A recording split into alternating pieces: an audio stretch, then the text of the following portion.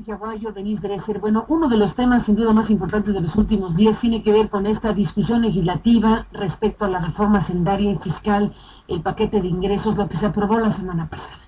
Viene ahora el debate sobre la repartición de esos ingresos, la repartición de recursos públicos en el presupuesto nacional. Veremos cómo se distribuyen las cosas, pero por lo pronto, Denise, en lo que corresponde a este tema, bueno, pues si nos atenemos a lo que dice el gobierno federal, es una reforma progresiva, es una reforma social, es una reforma que atiende asuntos importantes. Si nos atendemos a lo que dice el sector empresarial, es exactamente todo lo contrario.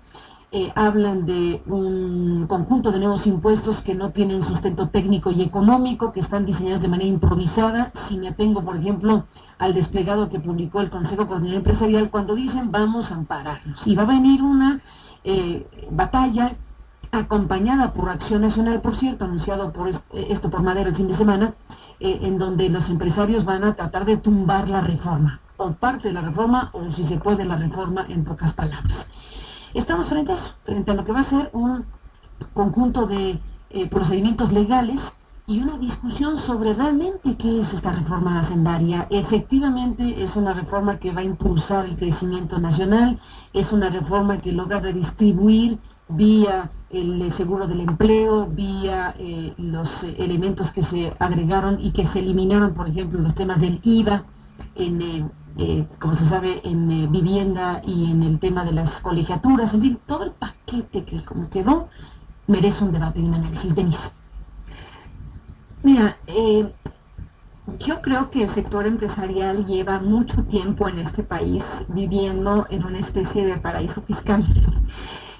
Han logrado eludir, evadir durante décadas. Entonces, en principio, cualquier reforma fiscal que entrañe cobrar más impuestos al sector privado es algo aplaudible.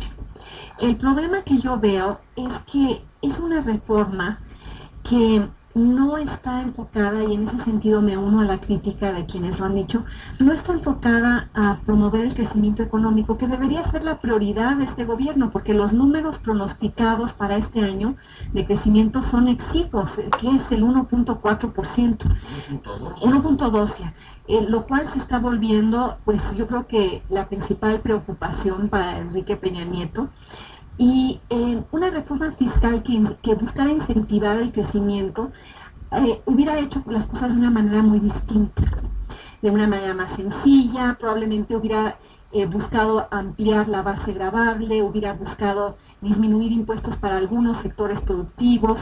Pero ¿qué pasa con esta reforma? Le carga la mano al contribuyente cautivo. Es una reforma que busca más que nada incrementar el gasto. Y eso sí me parece muy preocupante, porque venimos de una historia de un priismo fiscalmente irresponsable. Crisis tras crisis en el pasado ha provenido de un priismo que gasta más de lo que recauda. Y va a seguir siendo el caso con esta reforma que llamémosla miscelánea, porque no es una reforma integral que haya buscado reescribir nuestro pésimo pacto fiscal.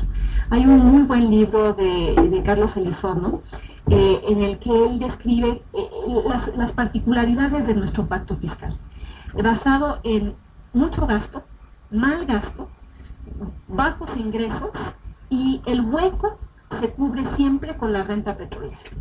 Entonces eso va a seguir ocurriendo, porque ni siquiera es una reforma que ha buscado de manera clara despetrolizar los ingresos del gobierno, y se va a buscar hacerla compatible con una reforma energética que succione más petróleo del suelo, pero para seguir transfiriendo recursos al gobierno federal para que siga haciendo ¿qué? Pues se nos dice que ahora va a proveer de ciertos beneficios sociales, etcétera, pero dada la opacidad con la que se maneja el gasto público en este país, yo veo esto como una reforma que más que nada va a buscar seguir comprando clientelas, asegurar que el PRI se quede en el poder en la siguiente elección presidencial, seguir transfiriendo recursos de manera discrecional y opaca a los gobernadores para que compren elecciones. En la medida en la que no se racionaliza el gasto y no se transparenta el gasto y se busca aumentar la recaudación y se sigue recurriendo a la renta petrolera para solventar lo que el gobierno no puede recaudar, pues seguimos atorados en la misma situación y con un gobierno que además no tiene la legitimidad para recaudar, y en ese sentido sí siento cierta simpatía por el argumento empresarial, por difícil que resulte admitirlo. Un gobierno que no gasta bien y que no explica cómo va a gastar, no tiene derecho a recaudar un solo peso más.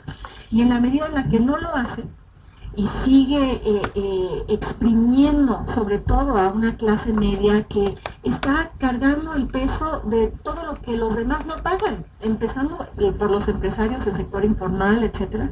Entonces, me parece una mala reforma que queda lejos de lo que Enrique Peña Nieto había augurado.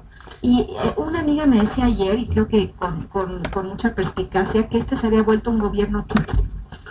En el sentido de que el gobierno había sacrificado muchas de las cosas que quería la reforma fiscal con tal de quedar bien con la izquierda mexicana y para con ello desactivar la oposición potencial a la reforma energética. Entonces sí es una reforma que le carga la mano al sector empresarial, pero que no incrementa, no coloca el IVA a medicinas y alimentos, que según Santiago Leri es la única forma de financiar un sistema de seguridad social funcional y amplio como el estadounidense. No estoy diciendo necesariamente que sea la panacea, pero es algo que se quitó de la mesa por darle el guiño a la izquierda mexicana y pues institucionalizar lo que me parece esta frase acertada del gobierno chucho.